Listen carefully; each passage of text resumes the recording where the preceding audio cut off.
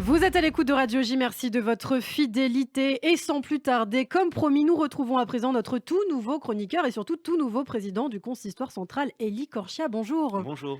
Alors, ravi de vous accueillir ce matin en studio. On vous retrouve donc à présent tous les vendredis matins à 7h20 sur Radio J. Alors, on s'est eu au tout début de la semaine, justement, sur l'antenne, pour parler de votre élection, de vos projets en tant que nouveau président du Consistoire. Donc, je vous le redis, un grand Mazel Tov pour cette nouvelle mission. Alors, ce matin, vous souhaitiez revenir d'abord sur une inauguration importante, l'ouverture au public du musée et de la maison d'Émile Zola à Medan, dans les Yvelines, et vous y étiez, hein.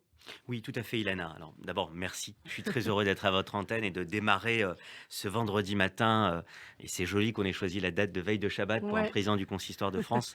Ce vendredi matin, donc cette première chronique hebdomadaire où j'essaierai de revenir sur des moments forts qu'il y a pu avoir dans l'agenda de la semaine et puis de mettre aussi en avant autant que possible le travail qui est fait dans certaines régions et puis certaines initiatives Ouais. importantes ou certaines cérémonies, on vient d'en parler, importantes et ce sera le cas à la fois à Médan avec la Maison Zola et le musée Dreyfus, donc dans les Mhm. Yvelines et puis on parlera tout à l'heure évidemment de l'Alsace. Très important cette cérémonie qui a eu lieu en présence du président de la République, Oui. Emmanuel Macron. Il y avait aussi le grand rabbin de France et Francis Khalifa, le président du CRIF notamment, qui était parmi nous, et puis des personnalités politiques de premier plan qui se sont déplacées pour cette inauguration, comme Manuel Valls, l'ancien Premier ministre, Oui. qui était là avec son épouse, Valérie Pécresse, et puis des ministres comme Mme Moreno et Bachelot. Mais plus symboliquement, la pédagogie qui sort, qui découle de cette inauguration pour notamment le musée Dreyfus, Ilana, c'est quelque chose de très très important. Mhm. Zola, on le sait, est celui qui a combattu pour l'honneur, pour la vérité, pour la justice.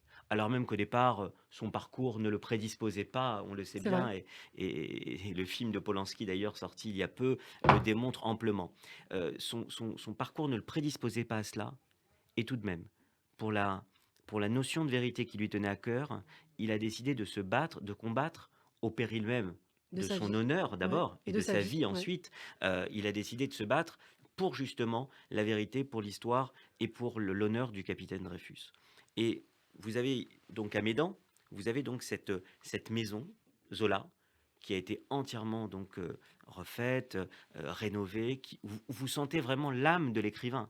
Il faut bien s'imaginer un style un petit peu années Ouais. 1850, 1900, des boiseries. Vous avez des vitraux qui sont vraiment remarquables avec des animaux. On voit ses passions, par exemple, pour un certain nombre de choses. Des monuments, des Mhm. cheminées monumentales, son bureau. On a vraiment l'impression d'être à la table de l'écrivain.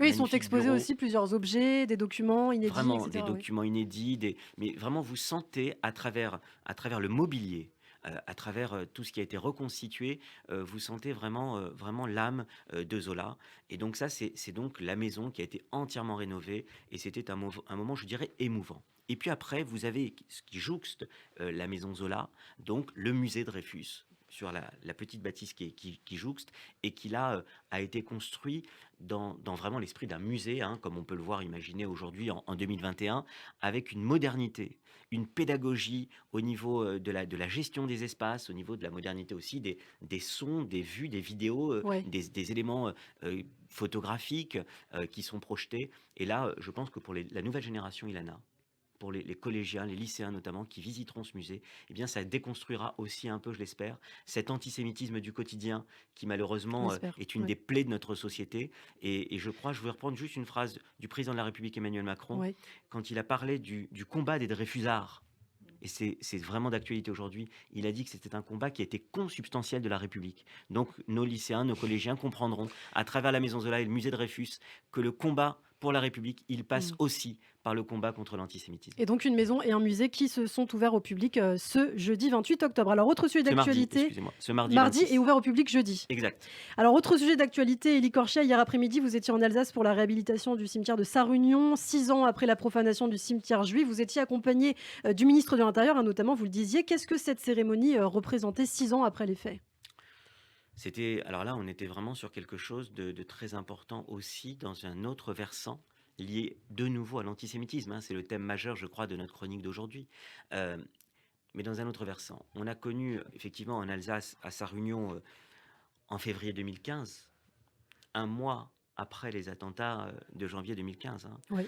On a connu à sa réunion un moment terrible localement et qui a touché la France entière, hein, pas seulement les Juifs, avec cette profanation de près de 270 tombes, stèles. Vous Mmh. imaginez un cimetière profané, souillé, saccagé. Ça a été un moment d'effroi. Hier, avec le ministre de l'Intérieur, nous étions évidemment avec beaucoup d'élus, hein, maires, députés, sénateurs. Vraiment, je salue tous ceux qui se sont mobilisés, hein, et qui étaient d'ailleurs là hier. Et puis, j'accompagnais le ministre avec le Grand Rabbin de France. Euh, Nous avons vécu un moment de grande, grande émotion. J'étais avec mes amis du consistoire du Bas-Rhin et je pense Ouais. notamment à Maurice Dahan, mon ami le président et toute son équipe. Nous avons vécu un moment de grande émotion parce que nous avons vu, il y a eu un travail qui a été fait où on voit les tombes comme elles étaient à travers des planches photographiques à l'entrée du cimetière. Nous voyons les tombes comme elles étaient après le saccage en février 2015.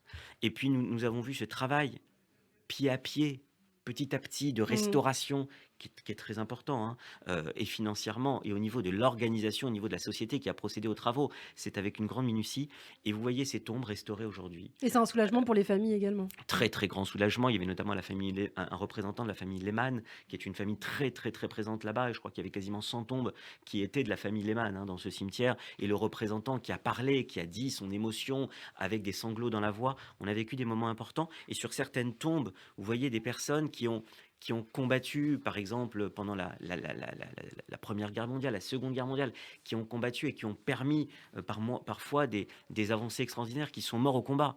Il y avait des tombes qui représentaient vraiment l'âme de la République française dans ce cimetière. Et donc, le revoir restauré, c'est important. Vous savez que c'est un dossier où 5 jeunes ont été finalement condamnés par la justice, 5 mineurs. Et donc, je pense que c'est important aussi de se dire que quand on voit des actes pareils, il y a aussi la déconstruction de cet antisémitisme qui doit passer aussi par l'école, par l'éducation, par la Mmh. famille, parce que c'est ça qui entraîne aussi malheureusement ce type de drame. Merci beaucoup Élie Corchia, président donc du Consistoire central. On aura le plaisir de vous retrouver donc tous les vendredis matins à 7h20 sur Radio J.